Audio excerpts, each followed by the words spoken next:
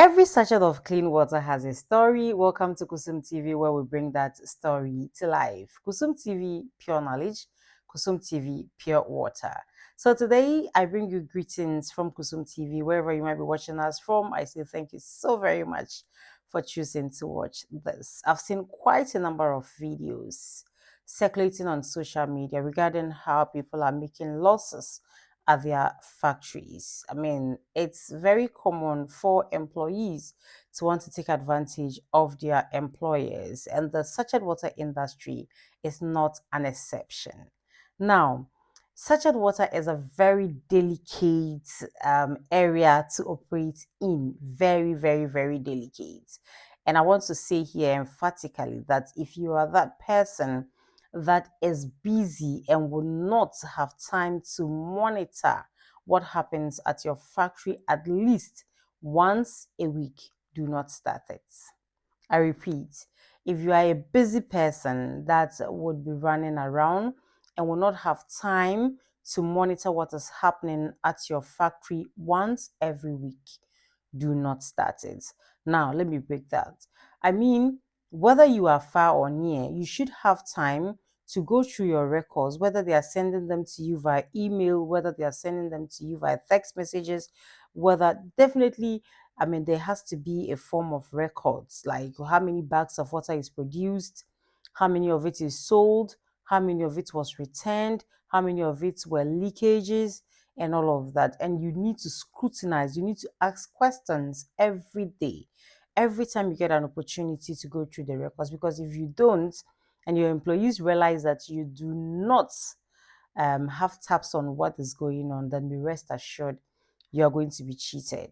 There are several ways or several things you can do to monitor, to minimize, and I repeat, to minimize your losses. It becomes very difficult for one to say that you will not be cheated in the sachet water business, but you can minimize your losses. And like I indicated earlier on, one of the things you need to do is to make sure that at least once every week you take your time, sit down, go through your books, understand how many bags have been produced, understand how many have been sold, understand how many were brought back, and look at how much money was deposited for you, how much went into the buying of fuel, how much went into the servicing of your vehicles, how much went into the repairs. I mean, the expenditures that came up during that week. Do all your deductions and see whether what has been deposited for you is actually what is supposed to be deposited. If it's not, ask the relevant questions and seek for answers. I would also entreat you to make sure that you break down your various departments. So, for instance, in the production area, you need to break it down. Make sure that you have separate records for that. The number of baggers you have or producers you have, let them report to you. Have a leader there reporting to you how many bags they produce in a day and in a week. So that if you put that together, they know that you are monitoring. Even at that level, if they also realize that you do not monitor or you do not know what is happening, they would find a way of not producing the exact quantity and probably using some of the bargain robbers to do other things like rebagging of water or just hiding it somewhere in the factory without your knowledge. So have something, I mean, a system that will allow you the opportunity to know how many bags were produced in your factory in a day. Also, if you can have a system that will tell you how much water was sold in a day. So with your truck drivers, your motorcade riders, let that system tell you how many bags were sold in a day. Now, let there also be a system that will tell you how much money was expended. And when you put all of that together, whatever money is left should be what was gotten from the sales of the water.